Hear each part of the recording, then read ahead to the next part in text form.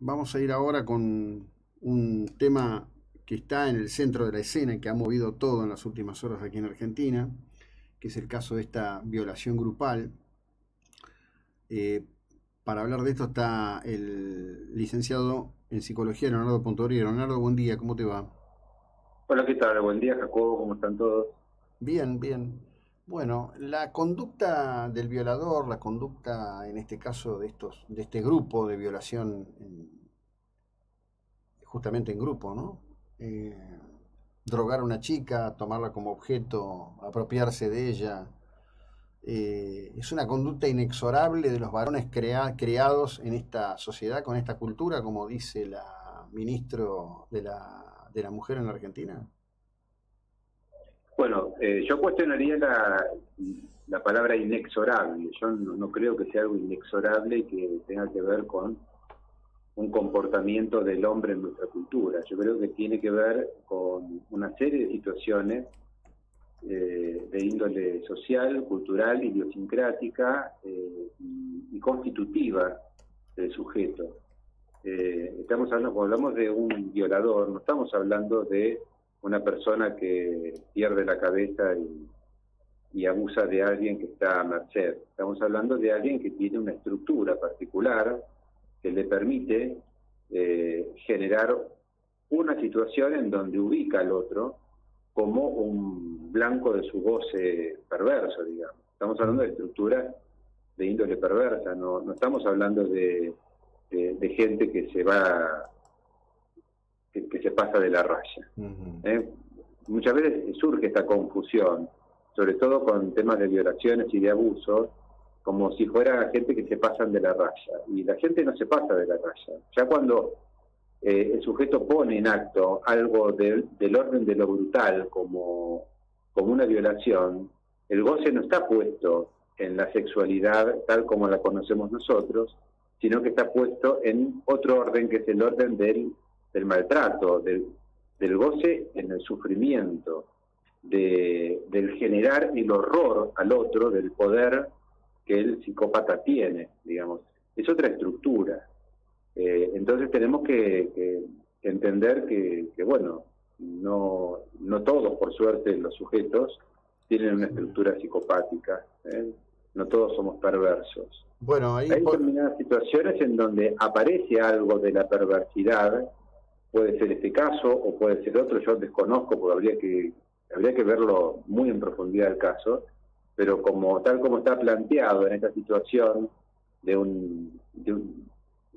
muchachos de personas que ponen drogan a una mujer o a un hombre y abusan de él, esto es una conducta que está directamente ligada a una perversidad, y cuando se hace en grupo muchas veces tiene que ver con cómo se van potenciando ciertas cuestiones estructurales, y habría que ver si no hay antecedentes, qué clase de personas son, si puede haber tenido que ver también con el efecto, insisto, de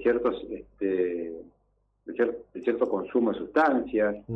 ¿Qué pudo haber pasado para que estos tipos se hayan desinhibido de tal manera que hayan tomado como objeto de abuso a una chica, ¿no? bueno, Pero bueno, volvemos a esto. No se trata nunca de que se les pasa la mano. Porque muchas veces pasa esto, de pensar, bueno, al muchacho se le fue la mano, o cosas que uno escucha del orden de lo terrible, porque uno no puede entender cómo se piensa así. Esto es un acto psicopático, es un acto en donde uno tiene que tener una estructura particular, y aun cuando las cuestiones sociales, culturales, idiosincráticas y de consumo de sustancias tengan mucho que ver, en el fondo hay algo de lo perverso que se pone en juego. claro, pero ahí quiero consultarte al respecto de esto, ¿no? Se suele atribuir a la acción de drogas o al tema del alcohol. El alcohol en sí es un depresor, no es un estimulador, de hecho, me parece, hasta donde yo he observado. De drogas no tengo ni idea, pero ¿qué tipo de drogas podría ser que, más allá de provocar una alteración de la conciencia, genere una actitud que lleve a una violencia? digamos, en el sentido de ir por sobre otro para satisfacer, en este caso, una cuestión de poder, como sería poseerlo por la fuerza.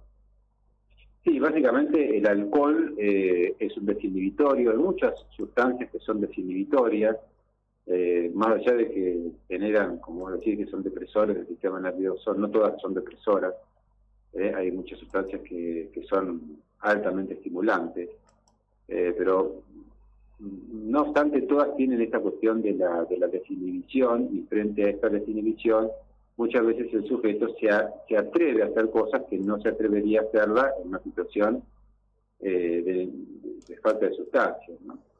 Pero no obstante eso, la desinhibición no alcanza nunca digamos, a irrumpir estructuralmente en lo que uno no estaría dispuesto a hacer. O sea, la droga no convierte a un sujeto normal en un asesino, ni en un sujeto normal en un violador, ni en nada de eso. La droga potencia algo que ya está en la estructura, ¿no? Y a veces, en algunos casos, cuando se generan consumos así en grupo, se potencian cuestiones de lo grupal y también se potencian cuestiones de, ahí sí, el discurso que se maneja a nivel social. Y ahí podemos pensar si en el discurso machista de la cultura, en donde ubica al hombre y ubica a la mujer en un lugar en donde uno, digamos, en el discurso el hombre sigue sometiendo a la mujer en un montón de aspectos, y en estas situaciones, cuando hay desborde, estas conductas pueden reflejar lo más terrible, ¿no?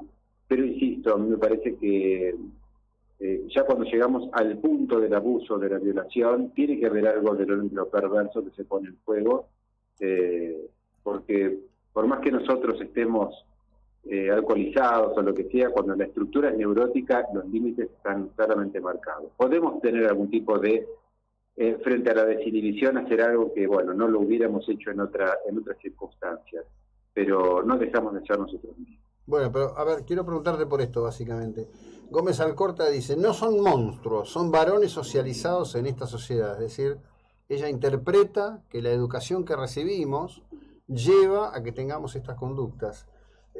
Si bien, por supuesto, en algún momento todos vamos a ser sometidos al esquema de enseñanza, de introducción a la socialización en el jardín de infantes, colegio, etcétera, lo básico sería que el ser central y esencial de nuestra primera etapa de la vida, que son las madres, nos llevarían a tener este modo de entendimiento de que esto debe ser el comportamiento aceptado. Bueno, es una posición bastante carente no sé, de teoría, ¿no? O sea, no sé desde dónde se plantea esa perspectiva, pero yo no creo que nuestra cultura genere violadores, ni nuestras madres de nuestra cultura generen violadores o abusadores. A mí me parece que eso tiene que ver con otra cuestión. Quizás a lo que se refería esta persona, en su opinión, era la metáfora de la cultura en la que vivimos, y cómo muchas veces estas cuestiones pasan muchas veces inadvertidas, porque bueno, en este caso se hizo público, pero hay muchas situaciones de abuso y hay muchas situaciones de violación que no son públicas, y que estamos frente a una situación en donde la cultura también hace un poco de oídos sordos al dolor y a la angustia de muchas mujeres que son víctimas de abusos y de violaciones. No obstante esto, insisto, no es que estamos frente a una cultura que ha creado monstruos. Sí. Yo creo que estamos frente a una cultura que está dificultada en su capacidad de poner límites, y esta sensación de que no hay ley, esta sensación de anomia, habilita muchas veces a ciertas estructuras a poder ponerse en juego sin ningún tipo de reparo. Pero básicamente tiene más que ver con eso, ¿no? Uh-huh.